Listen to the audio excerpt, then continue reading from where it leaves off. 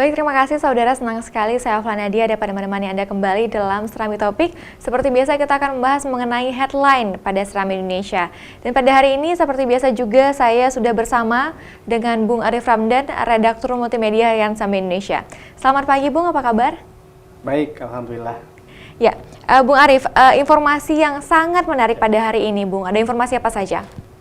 Iya, hari ini membaca Setia Harian Serambi Indonesia bisa melihat figur atau calon-calon gubernur dan wakil gubernur ya, melihat jagoannya yang kemarin sudah berdebat ya, debat kandidat, dan masyarakat Aceh juga bisa melihat langsung debat kandidat para calon itu dan bisa melihat bagaimana jagoan-jagoan mereka, calon yang akan mereka pilih. Ya. Di sana masing-masing calon juga menyampaikan visi dan misinya.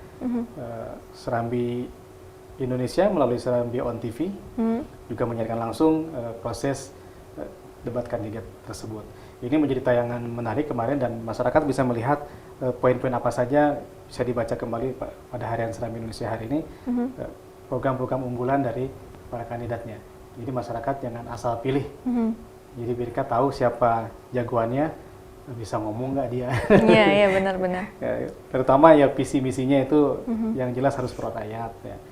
Masyarakat nanti kan bisa melihat ya, membacanya, oh ini calon saya, programnya unggul, layak kita pilih. Ya, tentunya juga debat kandidat semalam itu juga memberikan pandangan untuk masyarakat di Aceh tentunya mengenai visi dan misi tadi seperti yang Bung sebutkan untuk kemudian bisa dipilih. Apakah ini sudah pantas kemudian untuk bisa menjadi pemimpin di Aceh? Terutama juga mungkin untuk pemilih pemula seperti itu, Bung. Nah ini paling penting karena pemilih pemula biasanya ke bawah-bawah ya. Ke bawah-bawah ikut ramainya, ikut siapa pilih siapa. Tapi dengan membaca kembali visi dan misi mereka, argumentasi mereka ketika ditanya oleh panelis misal, ya pemilih pemula nih bisa lebih mantap, oh ya udah nih, ini calon saya, nah, seperti itu. Jadi lebih meyakinkan. Kalau kemarin misal sebelum ada debat kandidat, visi misinya belum juga hanya dengar-dengar saja. Nah setelah melihat debat kandidat ini, kita lebih bisa tahu, oh inilah yang pro rakyat, ketahuan kok gitu, yang pro rakyat mana, dan ketahuan juga figur-figur pemimpin yang memang layak menjadi pemimpin Aceh. Pembaca juga bisa melihat, membaca kembali di edisi hari ini. Ya, tentunya juga kita terus menantikan informasi lanjutan ya mengenai hal ini, Bung, dari Serambi Indonesia tentunya. Informasi lainnya, Bung, yang mungkin menarik untuk kita angkat pada hari ini? Masih terkait dengan pilkada juga, berhubung dengan penyelenggaraan pilkada 2017 di Aceh ini. Dari Aceh Tamiang, kita suguhkan juga informasi pemberhentian ya, pemecatan ya pasnya oleh Dewan Kehormatan Penyelenggara Pemilu, salah satu anggota Panwaslih yang ya, terbukti memang menjadi salah satu pendukung partai tertentu. Disebutkan di situ simpatisan atau pendukung partai tertentu yang sebenarnya tidak boleh. Panwaslih kan harus netral ya. Nah ini juga atas aduan masyarakat kemudian diajukan ke DKPP di pusat. Hasilnya ya harus diberhentikan. Penyelenggara pemilu baik itu Panwaslih ya tidak boleh terkait dengan partai manapun. Ya, baik, selain pemberhentian tadi, adakah punishment lainnya yang diterima, Bung? Diberhentikan. Hanya diberhentikan saja seperti itu? Tidak boleh menjabat sebagai anggota Panwaslih atau pengurus Panwaslih. Kemudian juga dari Dewan Kehormatan Penyelenggara Pemilu, Roni Ahmad ya, di PD yang juga mencalonkan jadi bupati. Yang kemarin kita beritakan tentang nama-nama di ijazah yang banyak. Iya, benar. Namanya beberapa nama terbukti di ijazah itu berbeda-beda. Nah, di KPP juga menyelesaikan hasil temuannya itu kemudian menganggap tidak ada masalah itu. Jadi nama beliau sudah sah dan tetap menjadi peserta pilkada di Kabupaten PD. Berarti informasi yang kemarin-kemarin mengenai perbedaan polemik nama. Dulu kita beritakan edisi yang lalu beberapa kali kita beritakan ada perubahan nama di ijazahnya. Nah, setelah ada keputusan dari Dewan Kehormatan Penyelenggara Pemilu, berarti sudah clear semua, tidak ada masalah lagi. Seperti halnya kita juga beritakan kemarin, Saifanur kan, dia memenangkan gugatan di mahkamah, kemudian juga kembali bertarung di Pilkada Wiren seperti itu.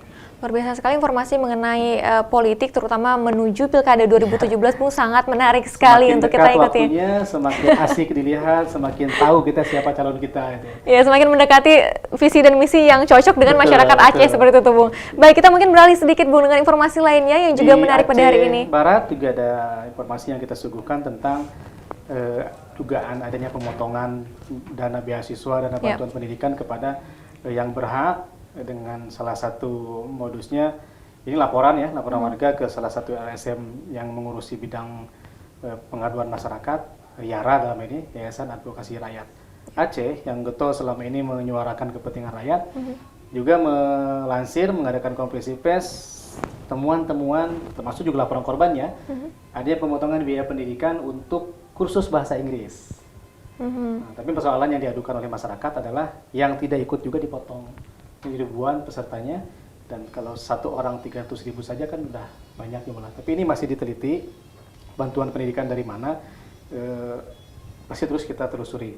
Tapi yang jelas ini bantuan pendidikan dari pusat ya, ada program Indonesia Sejahtera yang diluncurkan oleh Presiden Jokowi. Nah ini terus kita ikuti perkembangannya sejauh mana, karena ini kan laporan dari masyarakat. Tanggapan dari pemerintah sendiri seperti apa, Bung, terkait dengan hal ini? Baru pengaduan masyarakat, baru pengaduan masyarakat yang menyatakan keberatan. Nanti kita ikuti terus perkembangannya seperti apa, apakah juga ini indikasi dari pada korupsi, nantinya juga akan kita telusuri. Mungkin hari ini juga kita tindak lanjuti temuan tersebut, karena menyangkut pemotongan dana bantuan pendidikan dan banyak masyarakat, banyak warga, banyak pelajar yang merasa terugikan dengan pemotongan itu. Ya, tentunya juga pendidikan adalah satu hal memang yang sangat kita pay attention sekali seperti itu untuk dunia pendidikan. Apalagi kemudian ketika dikatakan ada pemotongan untuk biaya kursus pendidikan seperti itu, Bung ya.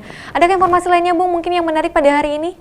Yang hari ini yang paling menonjol tadi itu debat kandidat, ya, itu ditunggu-tunggu tentunya.